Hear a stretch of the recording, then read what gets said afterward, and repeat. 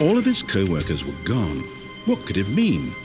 Stanley decided to go to the meeting room. Perhaps he had simply missed a memo.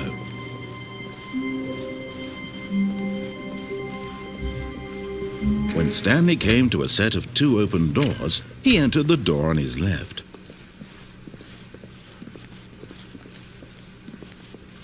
Yet there was not a single person here either. Feeling a wave of disbelief, Stanley decided to go up to his boss's office. Coming to a staircase, Stanley walked upstairs to his boss's office.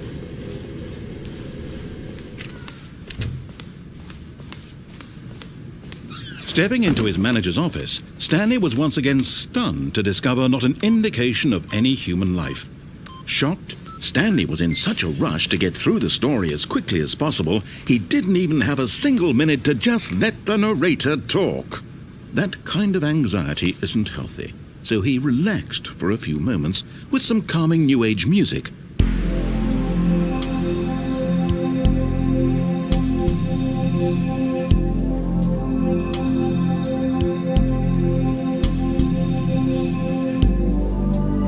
Feeling soothed and rejuvenated, Stanley calmly walked forward into the opened passageway.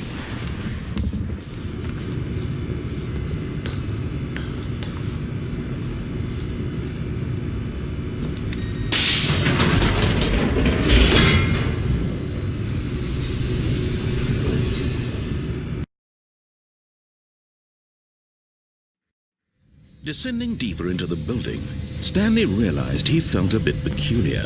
It was a stirring of emotion in his chest, as though he felt more free to think for himself, to question the nature of his job. Why did he feel this now, when for years it had never occurred to him?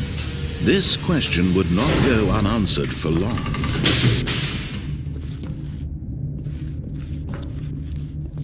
Stanley walked straight ahead through the large door that read Mind Control Facility.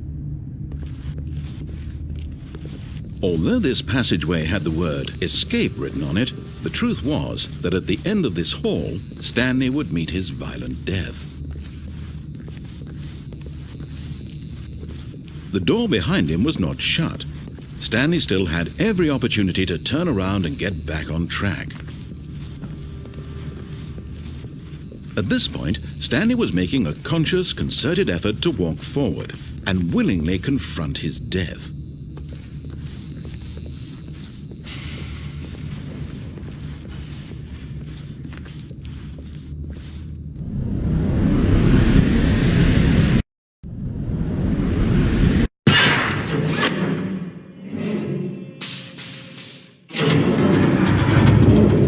As the machine whirred into motion and Stanley was inched closer and closer to his demise, he reflected that his life had been of no consequence whatsoever. Stanley can't see the bigger picture. He doesn't know the real story, trapped forever in his narrow vision of what this world is. Perhaps his death was of no great loss, like plucking the eyeballs from a blind man. So he resigned and willingly accepted this violent end to his brief and shallow life. Farewell, Stanley.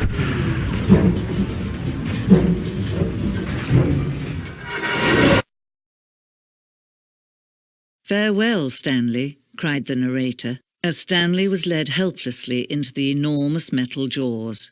In a single visceral instant, Stanley was obliterated as the machine crushed every bone in his body, killing him instantly.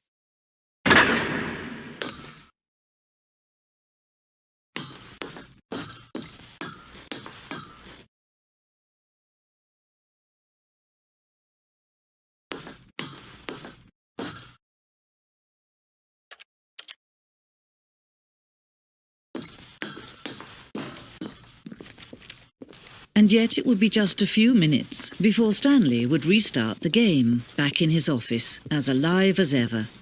What exactly did the narrator think he was going to accomplish? When every path you can walk has been created for you long in advance, death becomes meaningless, making life the same. Do you see now? Do you see that Stanley was already dead from the moment he hit start?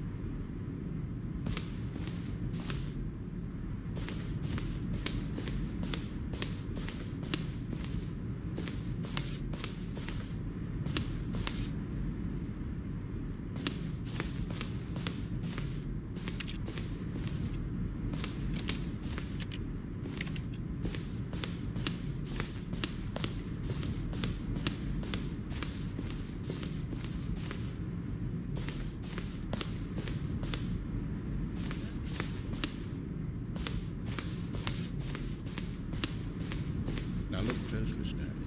See how it's impossible for the player to do anything in this room. Perfect example of poor level design, textbook mistake. It's the kind of thing you pick up on intuitively.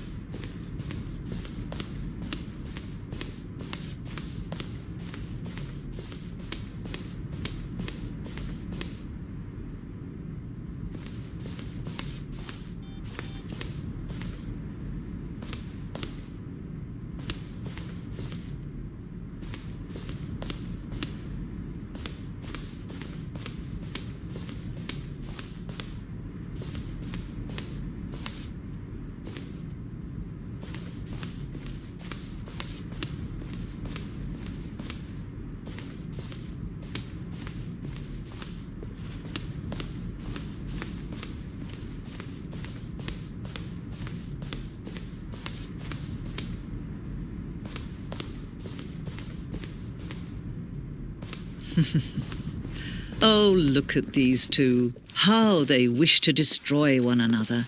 How they wish to control one another. How they both wish to be free.